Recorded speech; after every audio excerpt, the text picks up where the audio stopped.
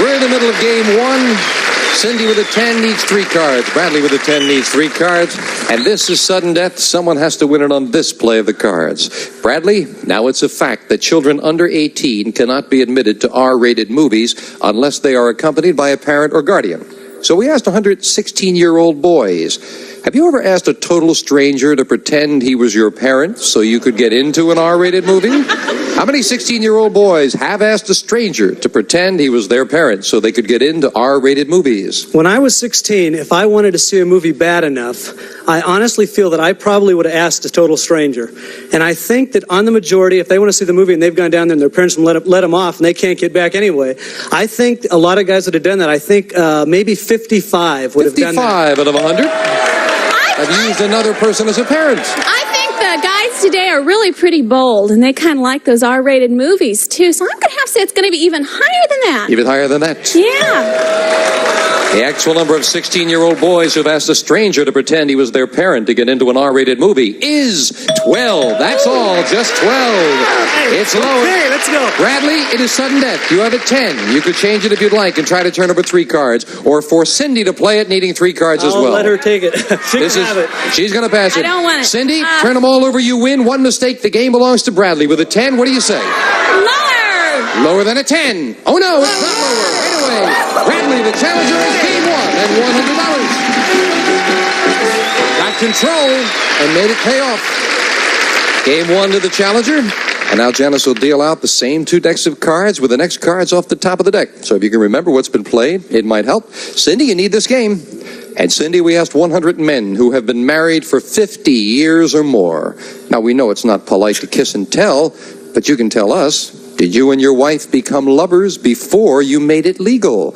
How many men married 50 years made love to their wife before marriage? Well, I think a few of them probably did, but not too many, because back then they were kind of strict. So I'm going to say 23. 23 out of 100. What do you think, Bradley?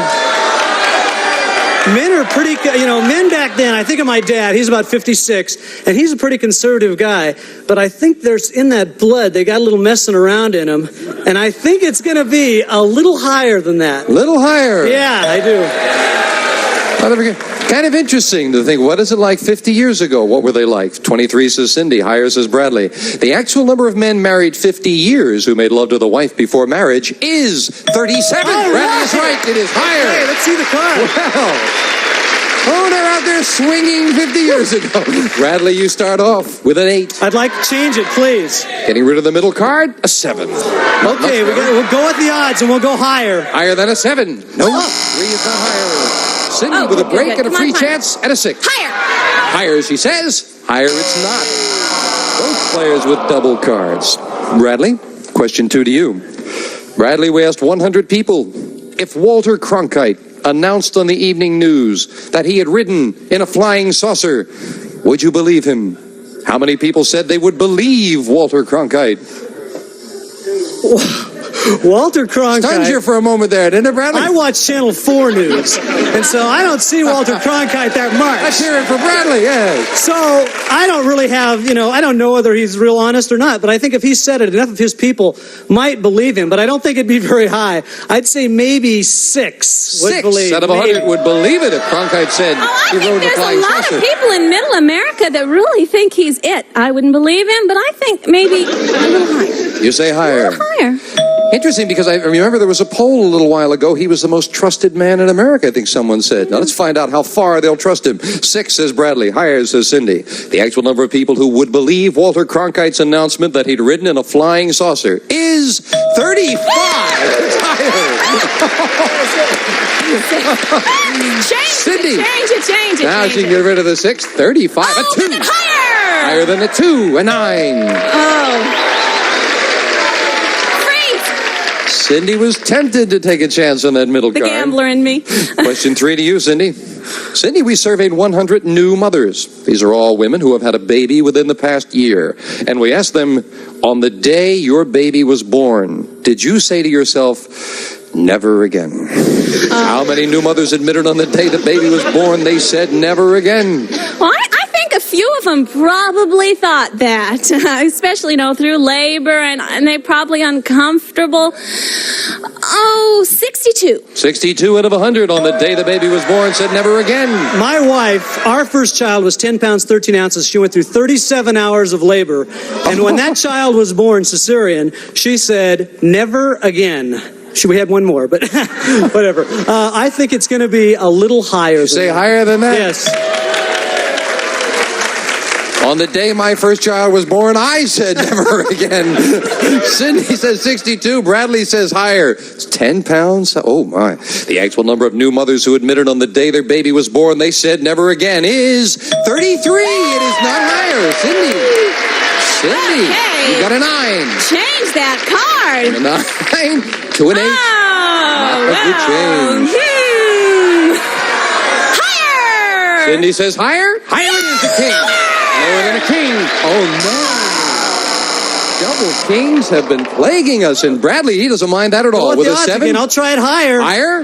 No, not higher. And as we fill in the cards, again we are faced with sudden death, but again we are faced with the inevitable. We'll be right back right after this. Well, again, we've stopped at a dramatic moment for a break, so let's take a look. Cindy with an 8 needs 3 cards. Bradley with a 7 needs 4 cards. It is sudden death once again, and someone's going to have a long way to go, so that control is very important right now. Bradley, the question to you. Bradley, we surveyed the mayors of 100 cities across the country, and we asked them, is there a McDonald's within 30 miles of your town? How many mayors said, yeah, there's a McDonald's within 30 miles of their town? Gosh, just on the way down here today, it was, it seemed like I saw 1,000, and it seems like unless they asked them way out in the middle of Timbuktu, it would have to be a lot because McDonald's is all over. And I would say the mayors of towns would say that there was a McDonald's in 30 miles of their town. Within 30 miles. 78. 78 out of 100. Cindy? That's pretty close. He made you kind of think with that question. Yeah, that's pretty close. But I think McDonald's are everywhere. Even little towns in Arizona have them. I'm going to say higher. Higher than that? This will decide control in sudden death. If you've made your decision at home, the actual number of mayors who said there is a McDonald's within 30 miles of their town is 95. Almost every one of them.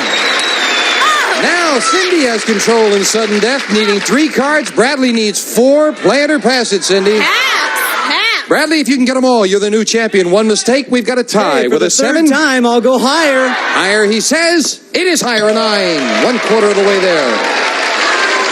9, I'll go with it lower. Lower than a 9. No, it's not. Cindy ties it up in sudden death.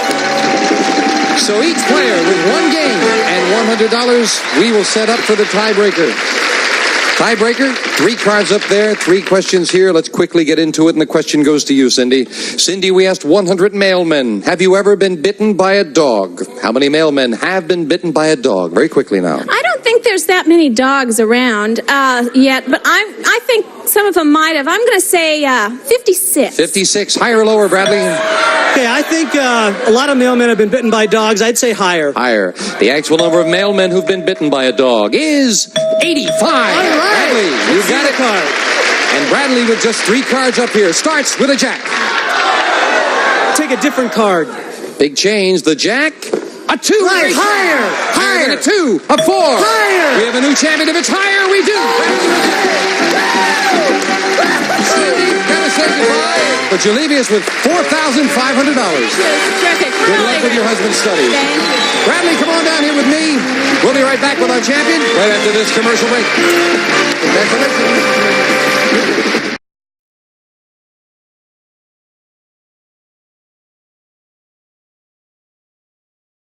A representative of the studio audience will receive Leonard Silva's 5-piece tea and coffee set in heavy silver plate. Includes tray, coffee and teapot, sugar and creamer, all furnished by the Leonard Silva Manufacturing Company. And some of our contestants will receive a backpack and Sun Giant trail mixes, fresh, wholesome snacking in the handy new reclosable bag. There's something good under the sun, Sun Giant trail mix, and bakeware in Campbell's chunky soup made for people who want more than soup. Chunk after chunk of delicious food. It's more like a meal than a soup. And kitchen tools and ravioli. The round ravioli from Franco-American with the plum tasty middles, beef or new cheese. They're a delicious dish for the whole family. Try them today.